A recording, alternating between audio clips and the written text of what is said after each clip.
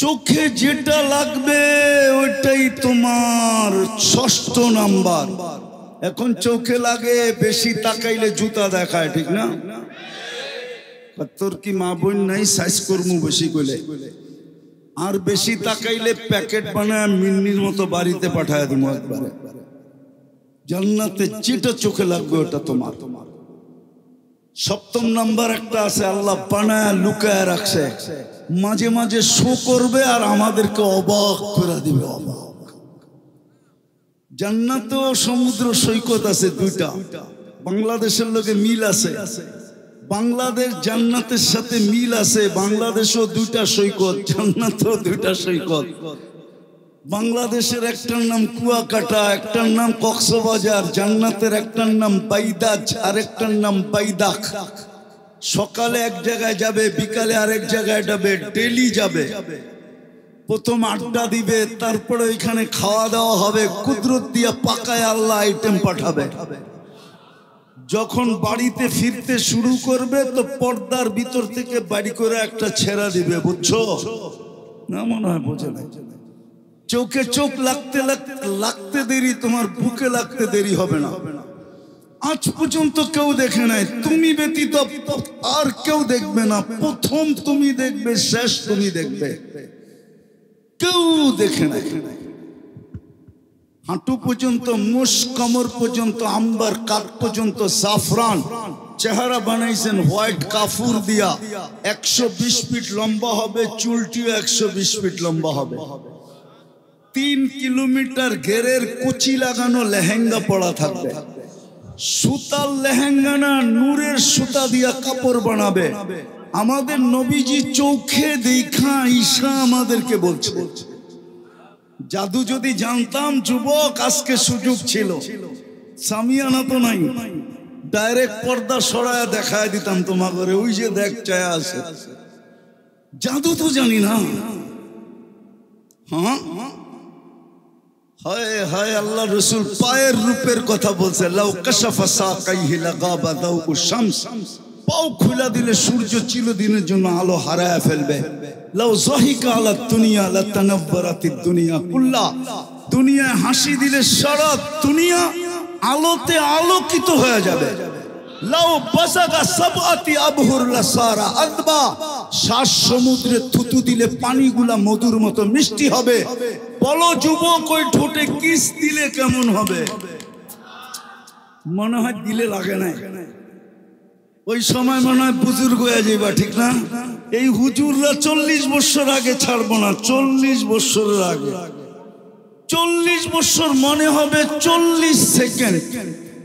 তারপরে গালে চিমটি দিবে আর বলবে খালি ঠোঁট। আর কাহিনী বানায় নাই আল্লাহ কিছু আমার ভিতরে। চল কামরায় তোরে কাহিনী দেখাই। বেউকুফ, খালি ঠোঁট ধরে বয়ে আসিস, আর কিছু নাই আমার ভিতরে। আলাইসা ফিয়া লাকা রাগবা, খালি ঠোঁট।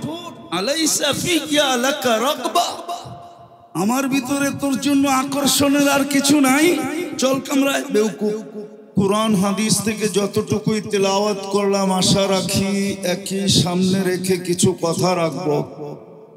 কিন্তু এর পূর্বে সকলের কাছে হাত জোর অনুরোধ, যদি আজকে এখান থেকে আল্লাহর পক্ষ থেকে পুরস্কার নিয়ে উঠতে চাই, তাইলে দুটা জিনিস করতে হবে।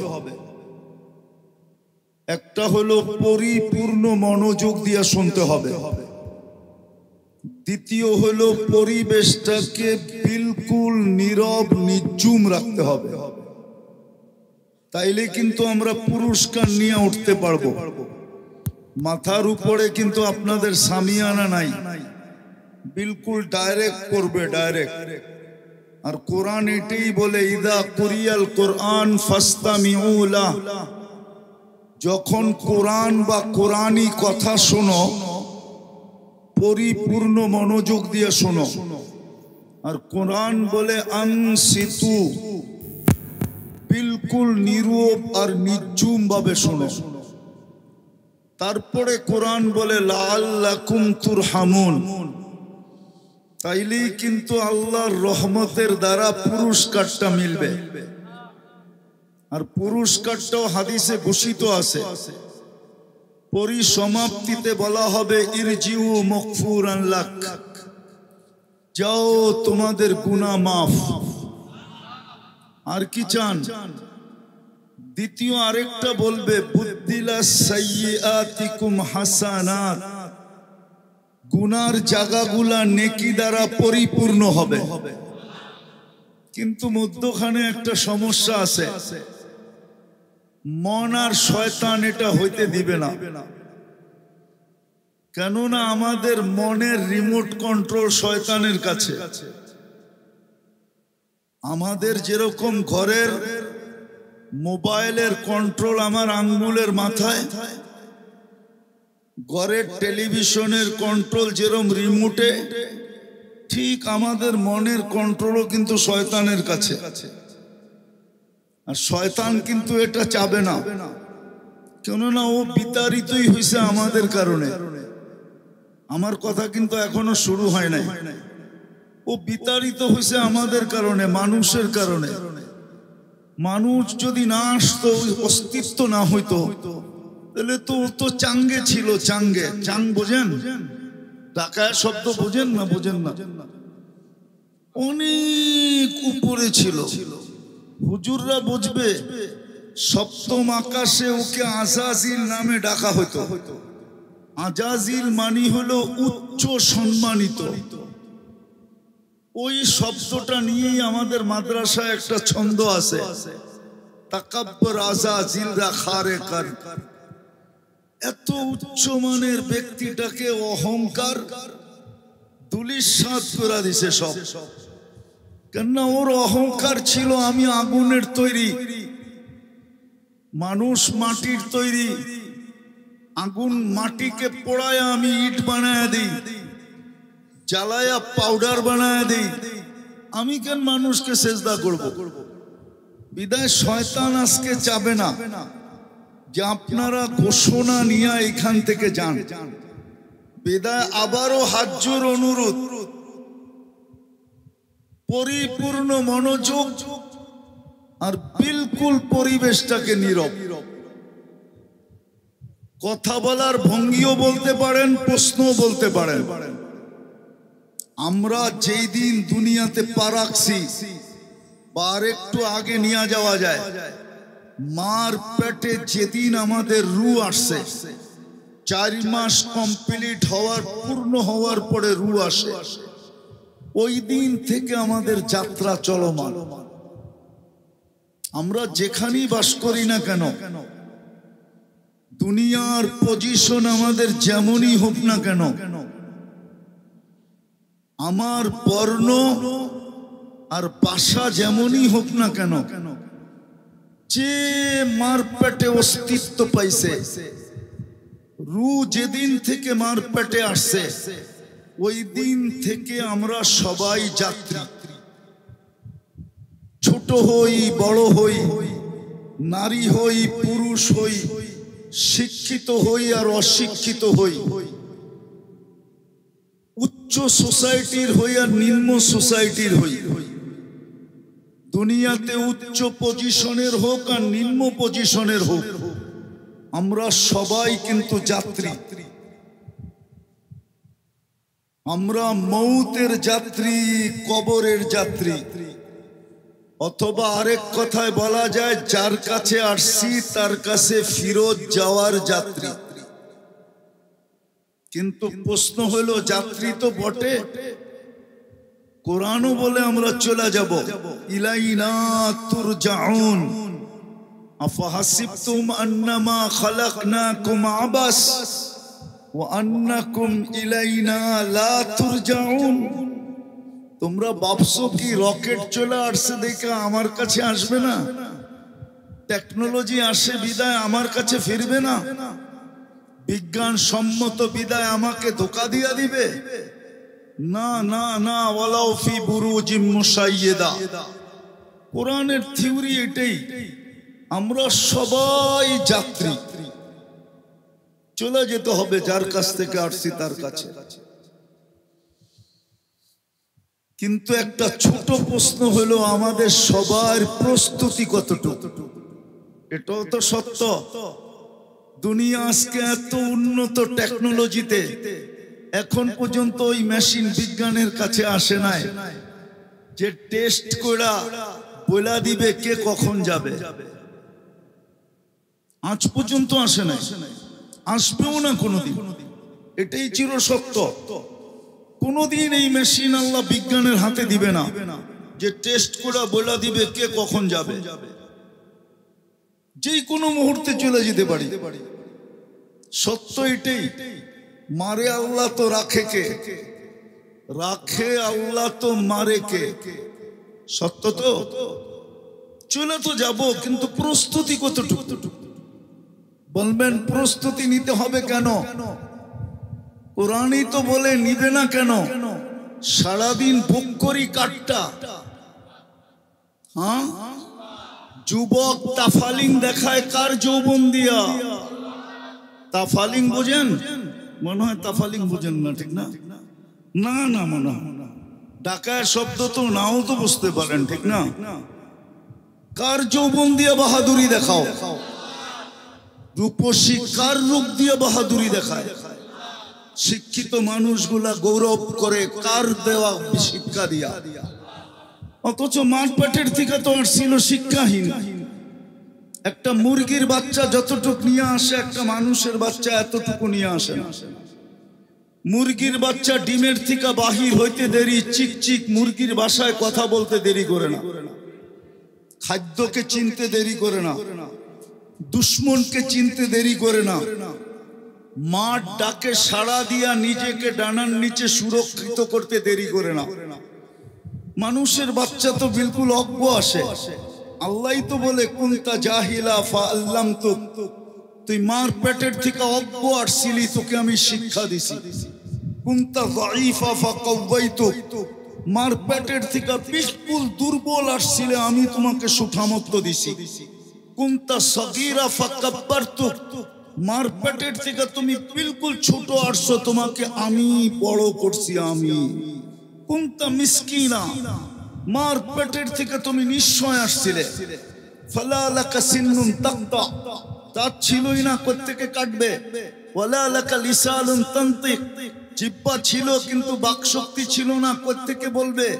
ওয়ালা লাকা উযুনুন তাসমা, কান ছিল, শ্রবণ শক্তির কার্যকারিতা ছিল না, কোত্থেকে শুনবে? ওয়ালা লাকা আইনুন তানদুর, চক্ষু ছিল কিন্তু দৃষ্টিশক্তির কার্যকারিতা ছিল না, কোত্থেকে দেখবে?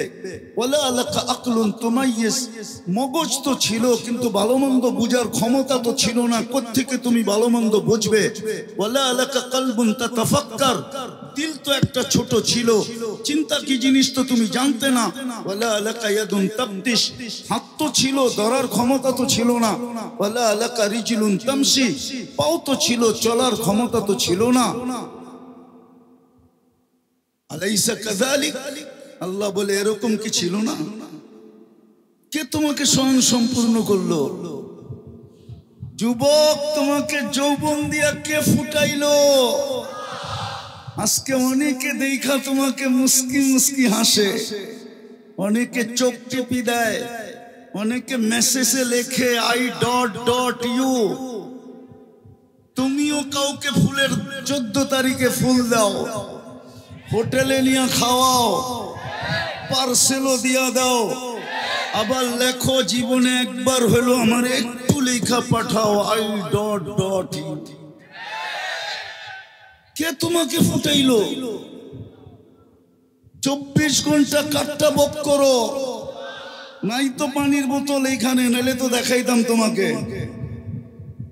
এই যে পানির বোতল, যদি অক্সিজেন কিনতে হইতো পানির দামে 30 টাকা লিটার, তাইলে ডেলি 16,500 টাকা বিল দিতে হইতো।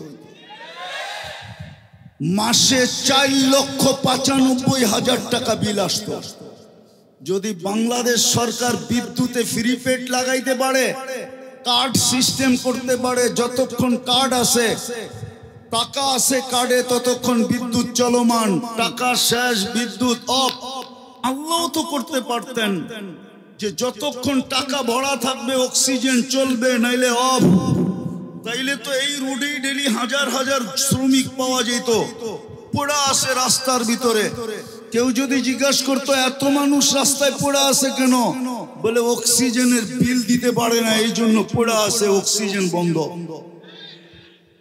সারাদিন কাঠটা বুক করি, কথা লম্বা হবে না, অল্প কথায় বুঝলেই জীবন চেঞ্জ হয়ে যাবে, নইলে কালকে কিন্তু প্রশ্ন উত্তর সম্মুখীন হইতে হবে।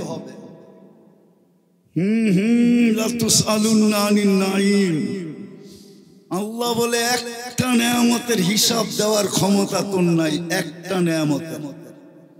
আমি দেখাইতেছি দৃষ্টি শক্তি একটা নেয়ামত। কয়টা? ঠিক না? এই যুবক বলক এই পর্যন্ত কতবার দেখছে? কতবার? হ্যাঁ, মিলিয়ে দিতে পারবা? হ্যাঁ, কতবার দেখছি, কত জিনিস দেখছি। ও যুবক, তুমি দেখলেই তো 26 কোটি ক্যামেরা ব্যবহার হয়, দুই চোখে 26 কোটি ক্যামেরা, 13 যখন যুবকরা দেখে তো 26 কোটি ক্যামেরা ফিট করে দেখে। ফিট করতে দেরি, ডানা ঝরা যেতে দেরি হয় না। এই জন্য তো কয় যুবকরা ডানা কাটা। ও ডানা থাকবো কোত্থেকা? তুই 26 কোটি ক্যামেরা লাগায় দেখোস, তোর ডানা থাকে কোত্থেকা? ফ্রিকোয়েন্সি আছে না? বলো কতবার দেখছো এই পর্যন্ত? বলো কেউ আমাকে। কিন্তু আল্লাহর কাছে হিসাব আছে তুমি কতবার দেখছো। কিরামান কাতিবিন ইয়ালামুনা মা তাফআলুন, ভিডিও করা আছে কতবার দেখছো, কত জিনিস দেখছি। একটা নেয়ামতেরই তো হিসাব দিতে পারবো না। আমি তো চক্ষু দেখাইলাম, এরম যদি কান দেখাই, এরম যদি বাকশক্তি দেখাই, এরম যদি ব্রেন দেখাই, ভাবলাম এই পানি এত এই দিন পর্যন্ত কত ফোঁটা খাইছো বলো, কত লিটার গোসলে ব্যবহার করছো বলো। পানিও তো একটা নেয়ামত। বিদায় আমার কথা শুরু, আমরা যাত্রী, যাত্রা চলমান, যে কোনো মুহূর্তে পরিসমাপ্তি করতে পারে। আজকে সূর্য এই কোনাবাড়িতে বলতে বলতে ডুবছে, লান আউদ ফি হায়াতিকা আবাদা, হতে পারে কাল সকালে কেউ তোমরা আমাকে উঠতে দেখবে না। এরকম জায়গা দুনিয়াতে শত আছে, এক রাত্রে মাটির সাথে মিশে গেছে। গত ডিসেম্বরের আগের ডিসেম্বরে তুর্কিতে এক রাত্রে 1.5 লক্ষ লোক মারা গেছে 7.8 ভূমিকম্প দ্বারা। আমাদের দেশও আসছিল 2013 কি 14 31 নাইটের পরের দিন সমমাত্রার ভূমিকম্প আসছে। আল্লাহ বাংলাদেশকে বাঁচায়া দিছে। এই দেশের সাথে আল্লাহর একটা আলাদা মহব্বত আছে। না, আমার কথা মেনে নাও, এটার প্রমাণ দিতে পারবো আমি। যদি মহব্বতই না থাকতো, করোনার সময় তো সারা দুনিয়া বলছিল বাংলাদেশের মতো বিপর্যয় দুনিয়ার কোথাও হবে না, কিন্তু বাংলাদেশের মতো কম বিপর্যয় দুনিয়ার কোনো দেশে হয়নি। বিপর্যয়ের দিক দিয়া, কম বিপর্যয়ের দিক দিয়া WHO তে 1 নম্বর নাম বাংলাদেশের, যে বাংলাদেশে কোনো বিপর্যয় হয় নাই। বাংলাদেশে এত সুন্দরভাবে করোনার রোগীর দাফন দুনিয়ার কোনো দেশে হয় নাই। বাংলাদেশের কোন করোনার রোগী আলেমদের হাতের ছোঁয়া ছাড়া কবরে যায় নাই। যতগুলো সংস্থা কাজ করছে করোনা নিয়ে, করোনার মৃত্যু, করোনার ব্যক্তিদেরকে দাফন করার ব্যাপারে সব মাদ্রাসার হুজুর আর ছাত্ররা করছে, একটাও বাহিরের দেখাইতে পারবেন না। কে বাঁচাইছে বাংলাদেশকে? বোঝা গেল ভালোবাসা আছে এই দেশটার সাথে। বলমু না রাগ হয়ে যাবেন, না অন্যদিকে নিয়ে যাবেন? আমি আপনাদের স্বাধীনতা দেখি নাই। এই যে স্বাধীনতা কত বৎসরের, আগস্টের, কেননা ওই দিন আমি দেশে ছিলাম না। আমি 18 জুলাই চলে গেছিলাম ইংল্যান্ড। যেদিন স্বাধীন হইতেছিল ওই দিন আমি জমিনেই ছিলাম না। 4 তারিখে রাত্রে আমি কানাডা যেতেছিলাম। আমি ছিলাম আকাশে 39,000 ফিট উপরে, জমিনের থেকে নাইমা শুনছি স্বাধীন হয়ে গেছে। কিন্তু পরে যা শুনতেছিলাম, আমি বিলকুল দেশে আসছি সেপ্টেম্বরের 23 তারিখে, মধ্যখানে একদিনের জন্য আসছিলাম, আবার চলে গেছি কোরিয়া। ঢাকা নামছি, একদিন ছিলাম, পরের দিন ফ্লাইট কোরিয়া ছিল আমার। কিন্তু বাইরের থেকে শুনতেছিলাম, সবাই ভাবতে ছিল যে না জানি দেশটা মাটির সাথে মিশা না যায়। 16 বছরের একটা মায়া আছে না? না নাই? নাই না, গৃহযুদ্ধ লেগে যায়। বাহিরের থেকে শুনতেছিলাম, আপনারা শুনতেছিলেন কিনা জানি না। আমি কানাডার থেকে আবার ইংল্যান্ড আসছি, ইংল্যান্ড থেকে আমি মিশর আসছি, মিশর থেকে সৌদি আরব আসছি, বাংলাদেশে আবার পড়িয়া গেছি। সব জায়গায় এক আলোচনা শুনতেছিলাম, দেশটা মাটির সাথে মিশা যায় কিনা।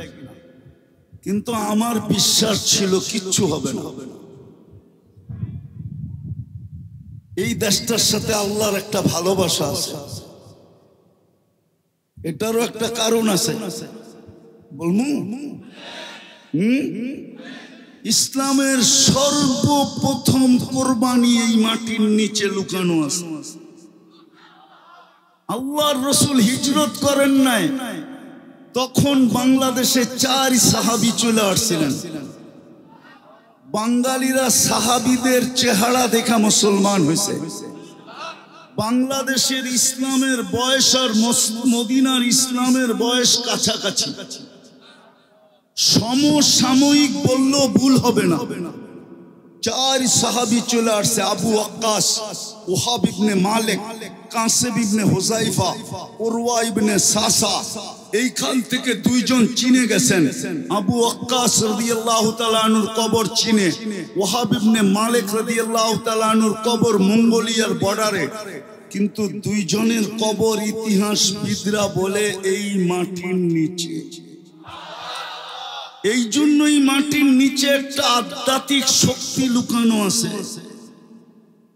একটা কথা বলেই ফেলি, মিডিয়া দিয়ে চলে যাবে। এই মাটি নিয়ে যারা খেলতে চায় না, এই মাটির বৈশিষ্ট্য হলো বেশি দিন খেলতে দেয় না। হয়তো মাটি তাকে কিক মেরা দেয়, কিক বুঝেন? হয়তো বোল্ড আউট করে, নাইলে রান আউট করে, নাইলে ক্যাচ আউট করে, নাইলে ছক্কা মাইরা বাউন্ডারির বাহিরে করে। এটা হলো এই মাটির বৈশিষ্ট্য। কেননা ওই আধ্যাত্মিক শক্তি মাটির নিচে লুকায় আছে। এই জন্য আমার বিশ্বাস, দুনিয়ার কোন পরা শক্তিও যদি আমি আমার ভিতর থেকে বলতেছি এই মাটিতে আসতে চায়, তাহলে আমার বিশ্বাস এই মাটিতে টিকবে না। কেননা এই মাটির নিচে এক আধ্যাত্মিক শক্তি আছে, যেটা ইতিহাসের পাতা খুঁজলে পাওয়া যায়। আরেকটা বাহ্যিক শক্তি আছে। বাংলাদেশে 40,000-এর উপরে হেফজখানা আছে। সুবে সাদেক হওয়ার 1 ঘন্টা আগে এরা ঘুম থেকে ওঠে। বাংলাদেশের এই লাল সবুজের পরিধিটাকে এরা আধ্যাত্মিক সুরক্ষার চাদর দিয়ে ঢাকে। তারপরে কোরআন পড়তে বলে, কোরআন পড়তে বসে। এই জন্য যত দুর্যোগ আসুক বাংলাদেশে, এই বয়সে তো বহুতবার দেখলাম 10 নম্বর মহাবিপদ সংকেত। কেননা ভালো মতে আওয়াজ না, আবহাওয়াবিদদের কাছে 10-এর উপরে কোনো সংখ্যা নাই। 10 মানে কিয়ামত। এই পর্যন্ত বহুতবার উঠাইতে দেখলাম, কিন্তু কয়েকটা কলা গাছ ব্যতীত আর কিচ্ছু পড়ে না, ঠিক না? একবার আমি নিজে ছিলাম, বুলবুল যখন আসে তখন 10 নম্বর মহাবিপদ সংকেত ছিল। আর বুলবুল প্রথম ঢুকছে পাথরঘাটা দিয়া, বরগুনা। ওই রাত্রে আমি পাথরঘাটা ছিলাম, 10টা-12টা টিনের নিচে ছিলাম। আমার সাথে আরো লোক ছিল মসজিদে। সারা রাত্র দেখতেছিলাম যে বুলবুল ঢুকতেছে, ভাবতেছিলাম কি না কি হয়, কিন্তু সকালবেলা যখন ঢাকার উদ্দেশ্যে রওনা দিছি রাস্তায় শুধু কয়েকটা কলা গাছ পড়া পাইছি, আর কিচ্ছু পাইনি। আরেকটা যুক্তি দিতেছি, আপনি দেখবেন যতগুলা বড় বড় ভূমিকম্প বাংলাদেশে আসছে সবগুলা শেষ রাত্রে আসছে। 7.8, 6.5, 6.2, 6.1, যতগুলা বড় বড় ভূমিকম্প আসছে সব শেষ রাত্রে। একটাও আপনি প্রথম রাত্রে দিনে দেখাইতে পারবেন না। যখন এটাকে সুরক্ষার চাদর দিয়া ঢাইকা দেওয়া হয় তখন এই ভূমিকম্পটা আসে। কেননা দেওয়ালে বল মারলে দেওয়াল ভেদ করা সম্ভব না। হয়তো স্লিপ খায়া ডাইনে যাবে, নাইলে বামে যাবে, নাইলে যেদিক থেকে আসছে ওইদিকে পিছনে রিপিট করবে, ঠিক না? পিছনে ফিরা যাবে, ঠিক না? বাংলাদেশের ভূমিকম্প ঠিক এরকমই, আজ পর্যন্ত কোনো বিপর্যয় হয় না। আর আমি বইলা বেড়াই বাংলাদেশ নড়ে চড়ে পড়ে না, কোনো দিন পড়বে না ইনশাআল্লাহ। কেননা মাটির নিচেও এক আধ্যাত্মিক শক্তি আছে। বার্জিক 40,000 হেফজোখানার সুরক্ষা আছে। 2.5-3 লক্ষ মসজিদের কথা বাদ দিলাম। এই দেশের সাথে আল্লাহর একটা মোহাব্বত আছে। কি আছে? নাইলে এই দেশটা বাঁচার কথা না। হ্যাঁ হ্যাঁ, আপনি দুনিয়া ঘুরেন তারপরে দেখেন সারা দুনিয়া এটাই বলে এই দেশটা টিকা আছে কি করে। আমি আপনাদের এইখানে লোক নিয়ে আসবো আর এলাকার ভিতরে ঢুকাবো, এলাকার পরিবেশ দেখা ও ভাইগা বাহির হয়ে যাবে যে আমি 2 ঘন্টা থাকলে নিজেই মরে যাবো। আর এইগুলা মাসের পর মাস টাকরা বেচা আছে। যুবক, তুমি বিল দিতা না চ্যাট করতা, না অ্যান্ড্রয়েড সেট কিনতা, না তুমি ওয়াইফাই বাড়িতে লাগাইতা, না নেট কেনার সুযোগ হইতো? বলো আমাকে। 1600 টাকা ডেলি বিল দিতে হইতো, পার শ্বাসে 1 পয়সা। 16,500, 1,60,000 বার আমরা শ্বাস প্রশ্বাস নিই। বাংলাদেশের শিক্ষিত মানুষগুলার বিবেক তো খুললো না, আমার জাতির তো বিবেক খুললো না। খোলাইতে তো চেয়েছিলেন যমুনা গ্রুপের মালিক। করোনায় যখন মারা যেতেছিলেন তো চিৎকার দিয়া ডাক্তারের টিমকে বলতেছিল আমাকে স্বাভাবিক শ্বাস নিতে দে, আমি এন্টার কোম্পানি তোদের নামে লেখা দিব। এখনো পেপারে ওটা লেখা আছে। আমি নাম বললাম না, শুধু গ্রুপের নাম বললাম। এখনো নেটে সার্চ দিলে পাওয়া যাবে। স্বাভাবিক শ্বাসের বিনিময় এন্টার কোম্পানি, যেটা এখন কয়েক লক্ষ কোটি টাকা যেটার দাম, যাদের পুঁজি লক্ষ কোটি টাকার উপরে, এন্টার কোম্পানি লেখা দিতে চেয়েছে শুধু স্বাভাবিক শ্বাসের বিনিময়। যাত্রী তো প্রস্তুতি কতটুকু? আমি কথা শেষ জায়গায় চলে আসছি। প্রস্তুতি নিয়ে গেলেই মিলবে, অঙ্গীকার পুরা হবে। এই উম্মতের সাথে আল্লাহর অঙ্গীকার, ইন্নাল্লাহ আশতারা মিনাল মুমিনিনা আনফুসাহুম ওয়া আমওয়ালাহুম বিআন্না লাহুমুল জান্নাহ। জান্নাতের অঙ্গীকার, জান্নাত। আমার যুবক তো জান্নাত চিনে না, আমার সমাজ তো জান্নাত চিনে না। যদি যুবক জান্নাত চিনতো তাহলে কসম খোদার আমার যুবক কোনদিন মাদকে আসক্ত হতো না, জান্নাতে আসক্ত হতো। জান্নাতে ও তো সারাদিন জান্নাত জান্নাত করতো, বলতো আল্লাহ কবে নিয়ে যাবেন, আবার কবে দিবেন, নিবেন কবে, জান্নাত দিবেন কবে। জান্নাত তো দেখতেছি, যেখানে যা চাবে তা মিলবে। যুবক, চিরদিনের জীবন মিলবে, আনতাহইয়াউ ফালা তামুতু আবাদা, চিরদিনের জীবন বলবে, মৌত কোনোদিন আসবে না। আনতাসিবু ফালা তাহরামু আবাদা, চিরদিনের যৌবন মনবে, বৃদ্ধ কোনোদিন হবে না। আনতাসিহু ফালা তামরাদু আবাদা, চিরদিনের সুস্থতা মিলবে, অসুস্থ কোনোদিন হবে না। আনতানামু ফালা তাইয়াসু আবাদা, চিরদিনের নিয়ামত মিলবে, কোনো দিন যাত্রা পরিমাণ কমবে না। তারপরেও তিনটা দিবে, মা তাশতাহি আনফুসুকুম, যা মনে চাবে তা মিলবে। আজকে তো মনে চায়, ঠিক না? চায় না? বলমু অর্থকি, সর্তকি, নর্তকি, গায়িকা, সায়িকা, মডেল, সডেল, ঠিক না? মনে চায় না? স্বাদ মিটাও কেমনে? খালি মোবাইলে টাচ করে চুমা দিয়া, রাগ হয়ে গেল মনে হয়, ঠিক না? এইভাবেই তো স্বাদ মিটাও, ঠিক না? জান্নাতে যেটা মনে চাবে ওটা তোমার। চোখে যেটা লাগবে ওইটাই তোমার। ষষ্ঠ নাম্বার, এখন চোখে লাগে, বেশি তাকাইলে জুতা দেখায়, ঠিক না?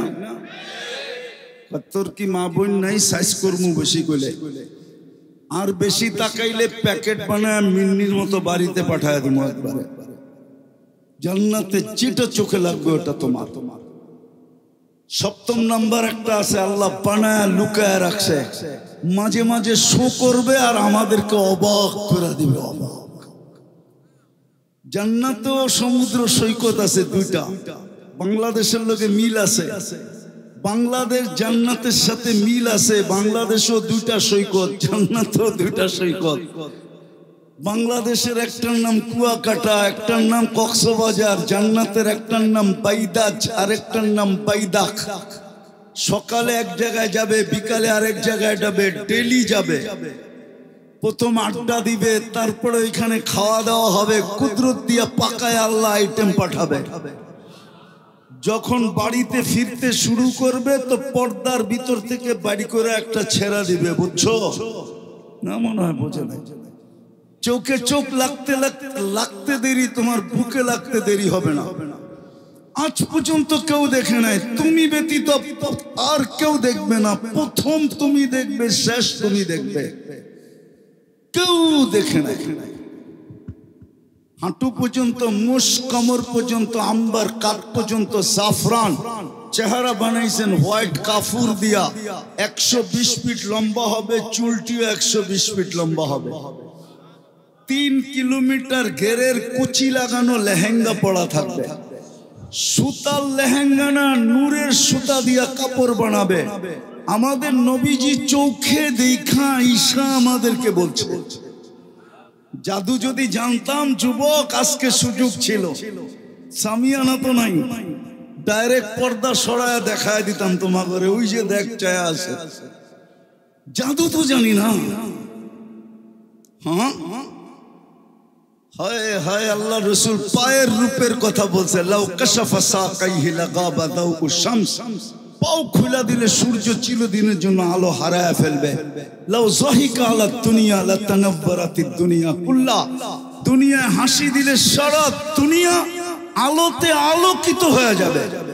লাউ বাসাগা সাবআতি আবহুর লাসারা আদবা, 7 সমুদ্রে থুতু দিলে পানিগুলা মধুর মতো মিষ্টি হবে। বলো যুবক, ওই ঠোঁটে কিস দিলে কেমন হবে?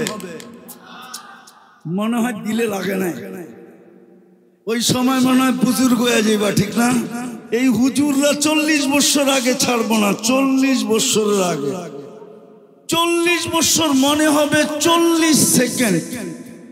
তারপরে গালে চিমটি দিবে আর বলবে খালি ঠোঁট।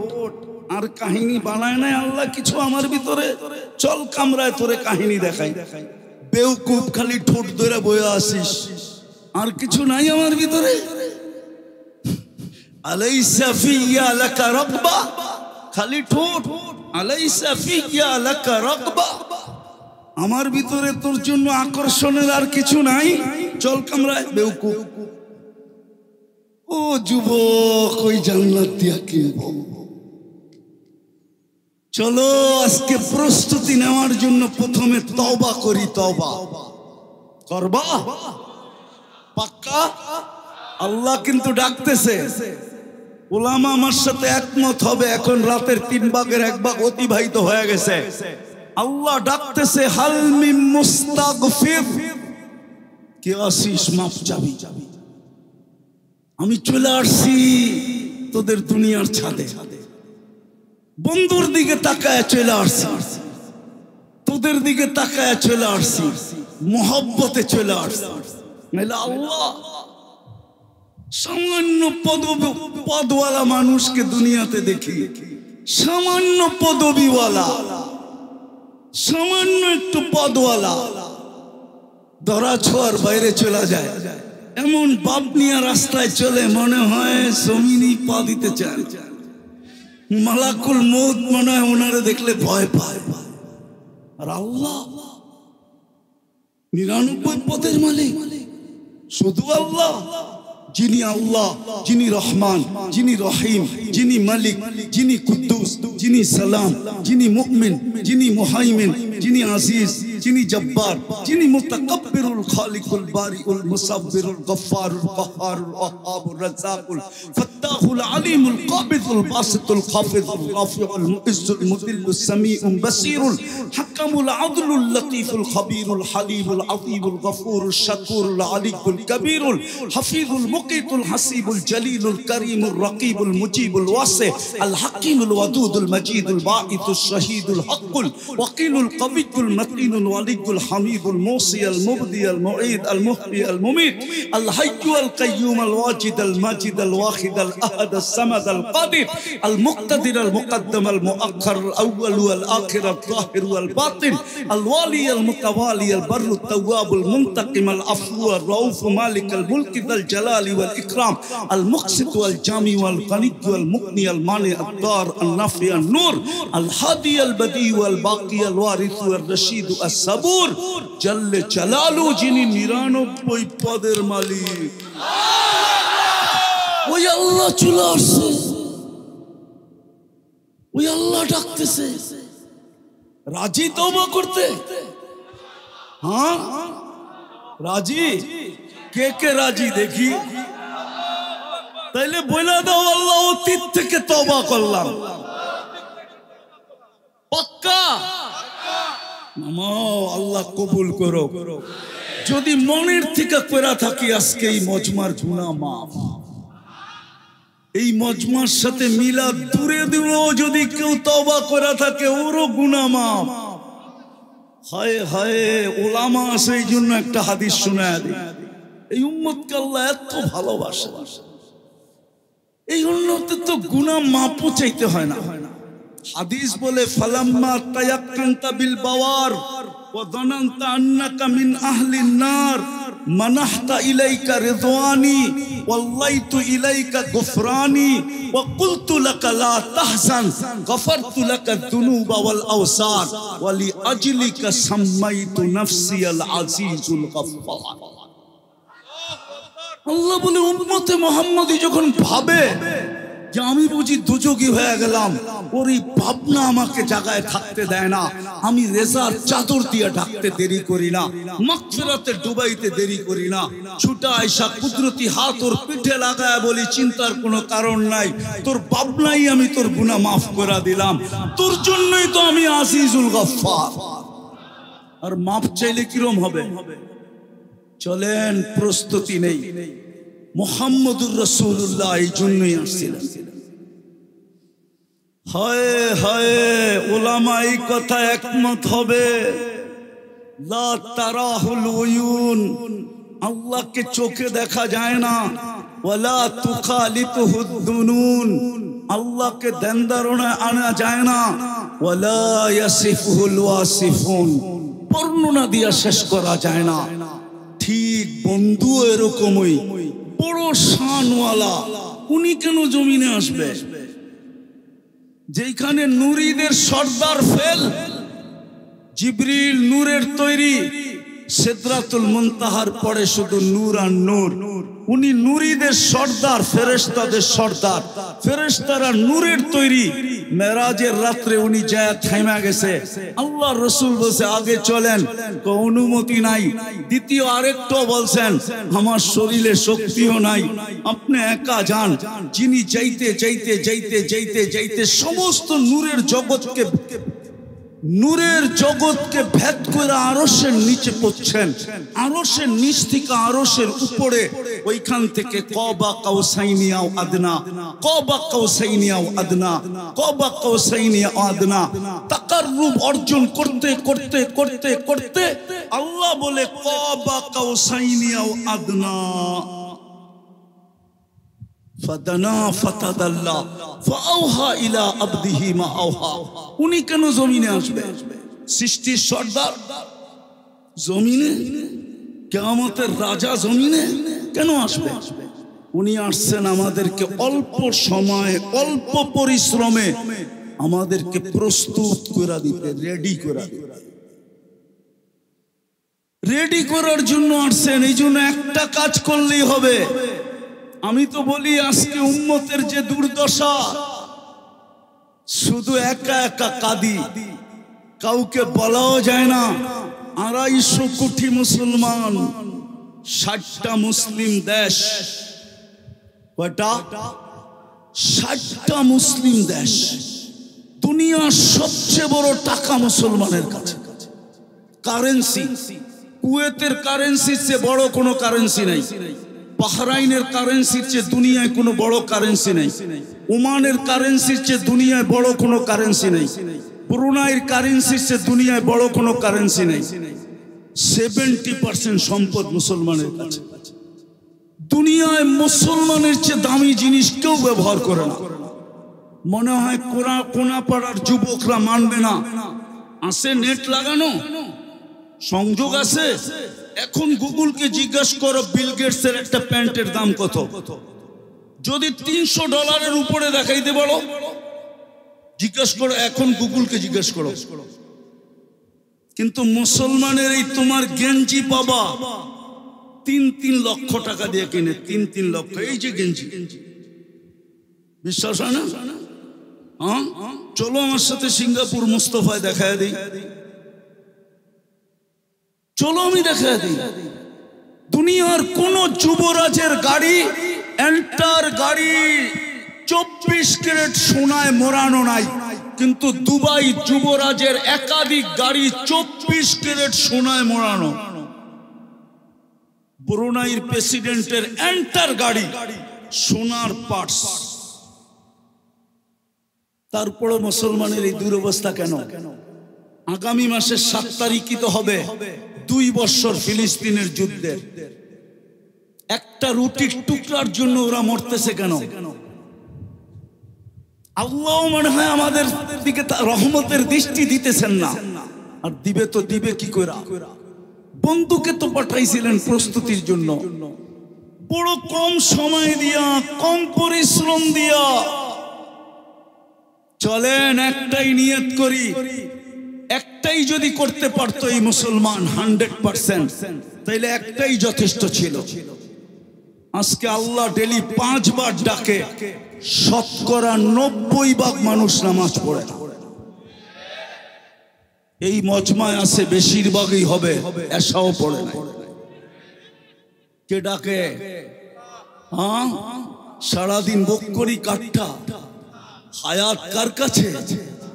মৌত কার কাছে? সুস্থতা কার কাছে? অসুস্থতা কার কাছে? এন্টার বডি কে কন্ট্রোল করে?